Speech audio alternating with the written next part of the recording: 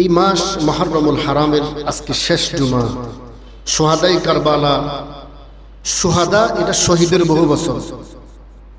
শুহাদা হলো শহীদের কি ভাই, বহু বছর। এই শহীদ এদের ব্যাপারে আল্লাহ পাক রব্বুল আলামিন কোরআনে পাকে বলেন, সূরা বাকারার মধ্যে আল্লাহ পাক বলেন, ওয়ালা تقولوا لمن يقتل في سبيل الله أموات بل أحياء ولكن لا تشعرون। আল্লাহ পাক বলেন, যারা দিনকে প্রতিষ্ঠা করার জন্য বেঈমানদের সাথে যুদ্ধ করে শাহাদাত বরণ হয়েছে করেছেন, যারা শহীদ হয়েছেন, তোমরা তাদেরকে মৃত বলো না, তারা জীবিত। তোমরা তাদেরকে মৃত দেখতেছো, তোমরা বুঝতেছো না, অথচ তারা জীবিত। আল্লাহ পাক শহীদদের বেলা বলতেছেন তারা জীবিত। আর যেই সকল জালেমগুলা বলে আমার নবী রওজা পাকে মৃত, নাউজুবিল্লাহ বলেন, আমরা কি ওই জালিমদের কথা মানবো না কোরআন মানবো? আমার নবী রওজা পাকে জিন্দা না মৃত? জিন্দা নবী রওজা পাকে শুয়ে আছেন, এখান থেকে সালাম দিলেও আমার নবী স্বয়ং আমাদের সালাম শুনতে পায়। এই ক্ষমতা দিয়েছেন কে? শহীদদের ব্যাপারে আল্লাহ পাক সূরা আলে ইমরানের 169 নম্বর আয়াতের মধ্যে বলেন, ولا تحسبن الذين قتلوا في سبيل الله أمواتا بل أحياء عند ربهم يرزقون।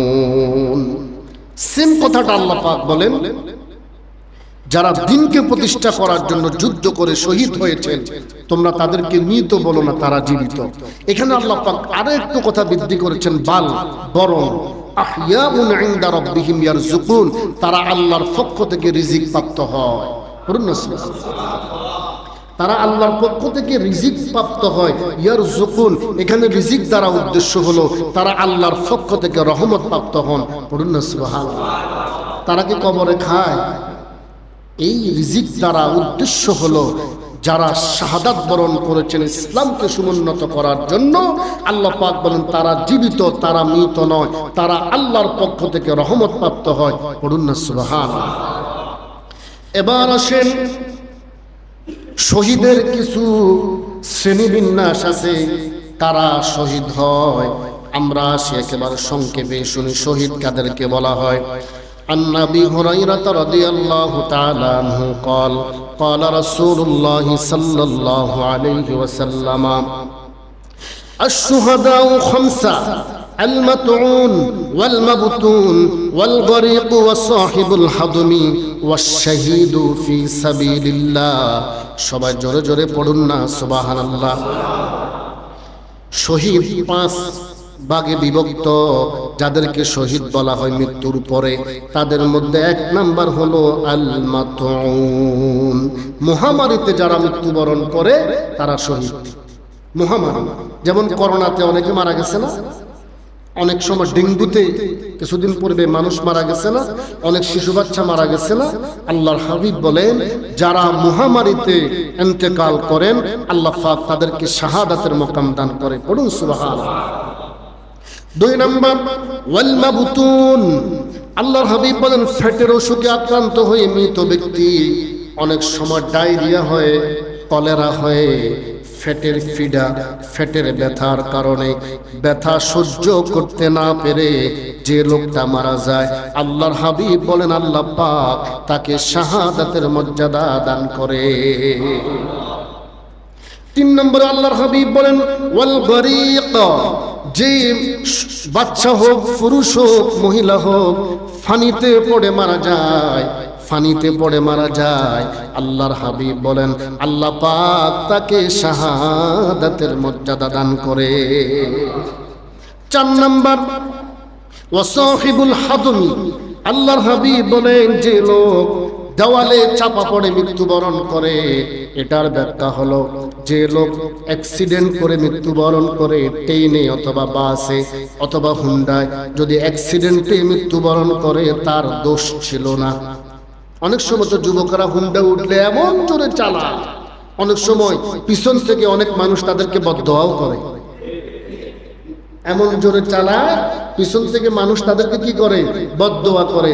কিন্তু আপনি জানেন না ট্রেনের মধ্যে উঠছেন, ট্রেনটা দেখা গেল বগিটা লাইন বিচ্যুত হয়ে গেছে, বাসটা ওই যে ঈদের মধ্যে যে আপনার পানির মধ্যে পড়ে গেছে। আল্লাহর হাবিব বলেন যারা পানিতে পড়ে, বাসে অ্যাক্সিডেন্ট হয়ে দেওয়ালে চাপা পড়ে, রানা প্লাজাতে দেওয়ালে চাপা পড়ে মানুষ মারা গেছে না, আল্লাহর হাবিব বলেন আল্লাহ পাক তাদেরকে শাহাদাতের মাকাম দান করে। পড়ুন না সুবহানাল্লাহ। 5 নাম্বার আল্লাহর হাবিব বলেন ওয়াশাহিদু ফি সাবিলিল্লাহ, যারা দ্বীনকে প্রতিষ্ঠা করার জন্য সাহাবায়ে কেরাম রিদওয়ানুল্লাহি তাআলা আলাইহিম আজমাইন 61 হিজরিতে ইমামে আলী মাকাম ইমামে হুসাইন রাদিয়াল্লাহু তাআলা আনহু সহ ওনার কাফেলার মধ্যে এই জালিমদের হাতে যারা যারা শহীদ হয়েছেন আল্লাহ পাক সকলকে শাহাদাতের মাকাম দান করবেন।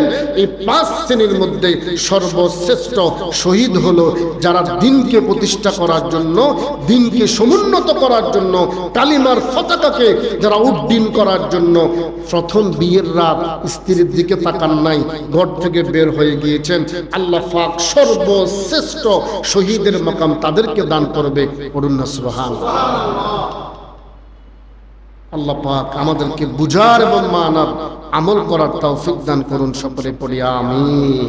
সম্মানিত ভাইয়েরা, আজকে যে বিষয় নিয়ে আসছিলাম, শহাদায়ে কারবালার পরে ইয়াজিদ বাহিনী কি পরিণত হয়েছিল, কিন্তু আমি প্রেক্ষাপটের সাথে কথা বলতে গিয়ে আমি সময় কভার করতে পারি নাই, এজন্য আন্তরিকভাবে দুঃখিত। যদিও আগামী জুমা সফরের প্রথম জুমা, আমি তবু আপনাদেরকে বলবো 61 হিজরি শহাদায়ে কারবালার জমিনে ইমামে আলী মাকাম ইমামে হুসাইন রাদিয়াল্লাহু তাআলা আনহুর শাহাদাতের পরে এই জালিমদের অবস্থা কি হয়েছে। যে জালিমগুলো শুধু শহাদায়ে কারবালার জমিনে হযরত ইমাম হুসাইন রাদিয়াল্লাহু তাআলা আনহুকে শাহাদাত করেছেন তখন নাই, এর পরবর্তী বছর মদিনাতে আক্রমণ করলো, 10,000 সাহাবীকে শাহাদাত, 10,000 মানুষকে হত্যা করলো। তাদের মধ্যে 700 জন ছিল নবীর সাহাবী। 3 দিন পর্যন্ত মসজিদে নববীতে আজান বন্ধ রেখেছেন, জামাত বন্ধ রেখেছেন, তাদের ঘোড়া বেঁধে রেখে নাফাক করেছেন, মহিলাদেরকে আপনার অপমান করেছেন, লাঞ্ছিত করেছেন। শুধু তাই নয়, এর পরবর্তী বছর খানায় কাবার গিলাফে আগুন দিয়েছেন। এই জালিমদের পরবর্তী অবস্থা কি হয়েছিল ইনশাআল্লাহ আগামী জুমাতে বলবো। আল্লাহ পাক আমাদেরকে আজকে যতগুলো কথা বলেছি আমাদেরকে মানার, আমল করার, পরিপূর্ণ মুসলমান হয়ে ইসলামে দাখিল হয়ে কবরে যাওয়ার আমাদেরকে তৌফিক দান করুন। সকলে পড়ি আমিন। ওয়া মা আলাইনা, যে ঘোষণা দিয়েছিলাম মাদক বিরোধী যে আপনার আমাদের মসজিদ থেকে আপনার মিছিল বের হবে জোড়া ব্রিজ পর্যন্ত, সকলে ইমানি দায়িত্ব মনে করে যদি আপনাদের একান্ত কাজ না থাকে থাকার চেষ্টা করবেন। আল্লাহ পাক সবাইকে থাকার তৌফিক দান করুন। এটা যদি আপনি না করেন আপনার সন্তান নষ্ট হবে, আমার সন্তান নষ্ট হবে, সমাজ নষ্ট হবে, রাষ্ট্র নষ্ট হবে। আল্লাহ পাক আমাদের সমাজকে আল্লাহ পাক আমাদের সমাজকে সংঘবদ্ধভাবে এই সকল অপসংস্কৃতিগুলো আল্লাহ পাক যেন বন্ধ করে দেন। আমরা সকলে পড়ে আমিন। ভাই মসজিদের মহব্বতে 2টা মিনিট বসেন ভাই, প্লিজ 2টা মিনিট আল্লাহর ঘরের মহব্বতে। গত জুমাতে আপনারা যারা সিমেন্ট লিখিয়েছেন, টাকা